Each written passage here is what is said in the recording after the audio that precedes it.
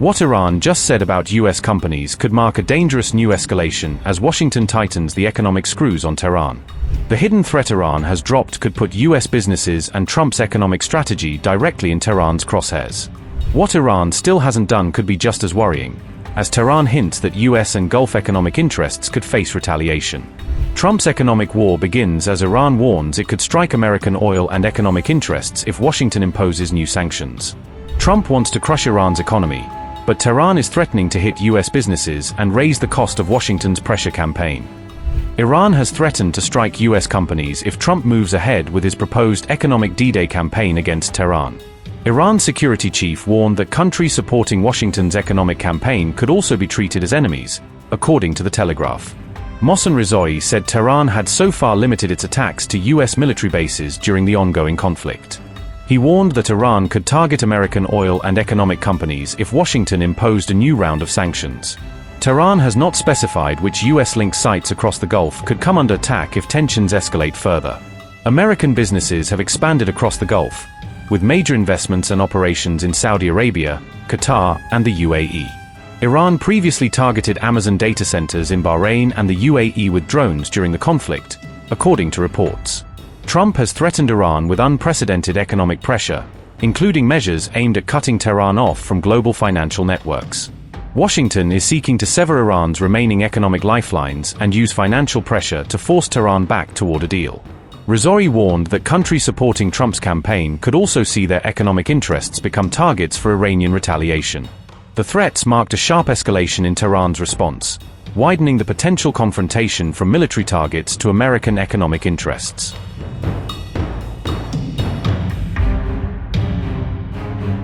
We believe that effective deterrence is built not through aggression, but by imposing unbearable costs on the aggressor and ensuring a decisive response that prevents its recurrence. We have applied this concept in this war. US Treasury Secretary Scott Bessent said America was entering the endgame of its economic confrontation with Iran, signaling a major escalation in Washington's pressure campaign. In an op-ed for the Financial Times, Bessent vowed to cut off what he described as Iran's remaining economic lifelines and tighten pressure on Tehran's international financial network. Bessent compared the campaign to an economic D-Day, saying Washington would target the global networks that continue to support Iran's economy. He said the US would go after buyers and transporters of Iranian oil, along with companies and intermediaries helping Tehran maintain its exports. The campaign could also target financial channels, commercial flights, ship registries, and fuel transfers that allow Iran to remain connected to global markets. Bessent warned that countries and businesses continuing to maintain such links with Iran could themselves face economic isolation from the United States. He argued that achieving total financial isolation could potentially remove the need for Washington to launch further military action against Iran.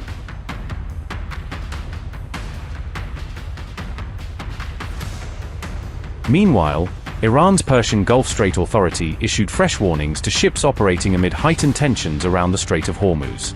The authority warned that vessels refusing to comply with IRGC-related orders could face fines, seizure, or even confiscation of their ships. It also warned that vessels cooperating with blacklisted ships could face additional restrictions on their future operations in the region.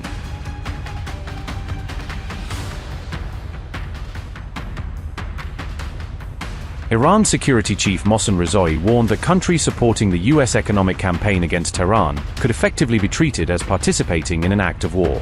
Rezaei warned that Iran could respond by halting oil exports through the Strait of Hormuz and other routes across the Persian Gulf. Iran's parliamentary commission also reportedly approved a draft law that could introduce new service fees for vessels using routes through the Strait of Hormuz. Tehran said the measures were part of a broader response designed to impose what it called unbearable costs on any country taking part in the confrontation. We believe that effective deterrence is built not through aggression, but by imposing unbearable costs on the aggressor and ensuring a decisive response that prevents its recurrence. We have applied this concept in this war. Throughout history, Iran has always been the focus and target of global powers' ambitions due to its strategic position, importance, and geopolitical weight in the region and the international system. The two recent wars have proven this fact. In the recent wars against the Islamic Republic, the violation of all ethical norms, principles, and humanitarian laws indicates the collapse and inefficiency of international institutions and organizations. These events have clearly highlighted the impotence and failure of international bodies and human rights organizations. Undoubtedly, this situation serves as a serious alarm for the global community. We consider strengthening our capabilities as the foundation for deterrence, neutralizing the enemy's will, and confronting those adversaries who have sought dominance over Iran or the region.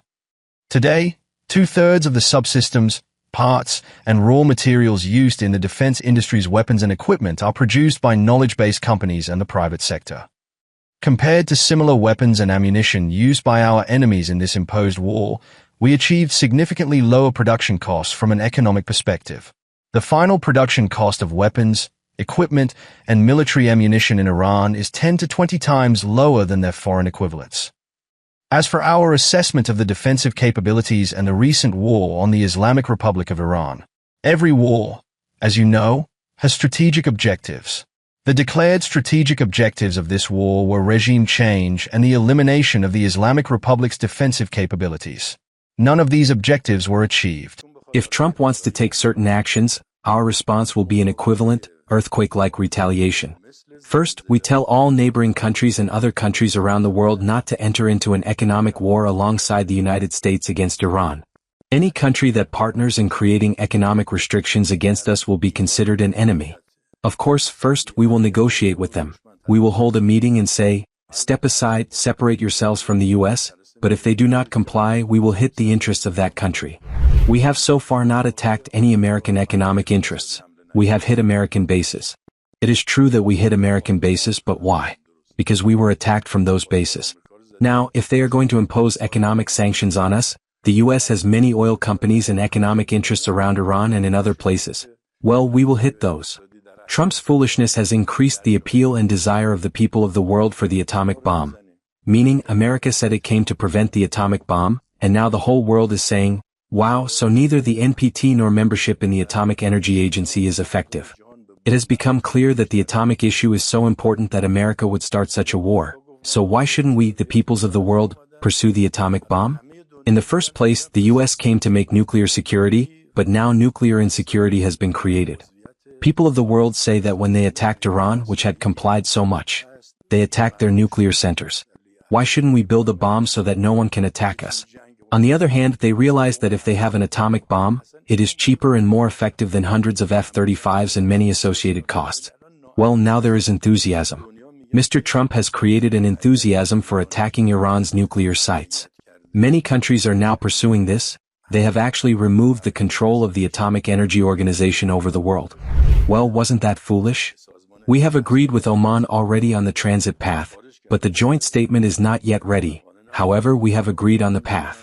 I advise the Americans not to deploy any additional forces. If they add forces, we will strike that very base. If they make any movement along the southern route of Strait of Hormuz, we will hit them. Any meeting they hold, if we discover it, if they are meeting with counter-revolutionary groups somewhere, we will strike that location. Therefore, it is not that we are staying silent. We are not silent, but currently our attacks are entirely calculated. Upgrade your news experience with the all-new HT app. Download now.